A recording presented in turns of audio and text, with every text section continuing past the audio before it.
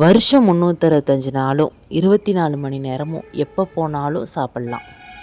அப்படி ஒரு கோயிலுக்கு தாங்க நாங்கள் போயிட்டுருக்கோம். கணக்கம்பட்டி, பழனிக்கு பக்கத்தில் இருக்க கணக்கம்பட்டி ஐயா கோயில். இவர் சித்தர். ஜீவசமாதி கணக்கம்பட்டியில் இருக்குது. இவர் யூஸ் பண்ண ஒவ்வொரு பொருளையும் அவ்வளோ ப்ரீசியஸாக வச்சுருக்காங்க. இது அவர் உட்காந்துருந்த மரம், அதில் அவ்வளோ வேண்டுதல் வச்சுருந்தாங்க.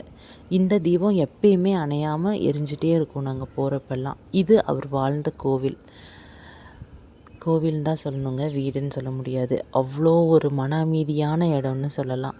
நம்ம ரொம்ப மன வருத்தத்தோடு அங்கே போனாலும் அதுக்கான தீர்வு வீட்டுக்கு வர்றதுக்குள்ளேயே அவர் எப்படியாவது காமிச்சிருவார். நீங்கள் ஒரு டைம் போயிட்டு வந்தீங்கன்னா அதுக்கான மாற்றத்தை பார்க்கலாம்.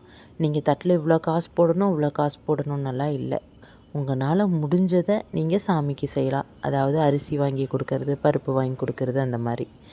அவர் உட்காந்துருந்த கல், அவர் சேரு, அவரோட காரு எல்லாத்தையுமே அவ்வளோ பொக்கிஷம் மாதிரி பாதுகாத்துட்ருக்காங்க.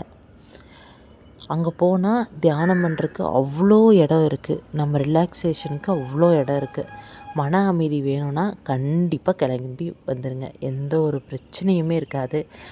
நமக்கு பசிக்கிறப்ப சாப்பிட்டுக்கலாம். நம்மளுக்கு என்ன தோணுதோ அவர்கிட்ட சொல்லிக்கிட்டு வந்துடலாம். எங்கே பார்த்தாலும் அவரோட வாசகங்கள் போர்டில் வச்சுருப்பாங்க. நாங்கள் ஃபஸ்ட் டைம் போடுறப்போ அவ்வளோ கூட்டம் இருக்காது, சின்ன இடமா இருந்தது. இப்போ பார்த்தீங்களா எவ்வளோ க்யூ நிற்கணும் அப்படின்னு. மெயினாக இங்கே அமாவாசை, பௌர்ணமி, புனர்பூச நட்சத்திரம் இந்த மாதிரி நாட்களில் ரொம்பவே விசேஷமாக இருக்கும்.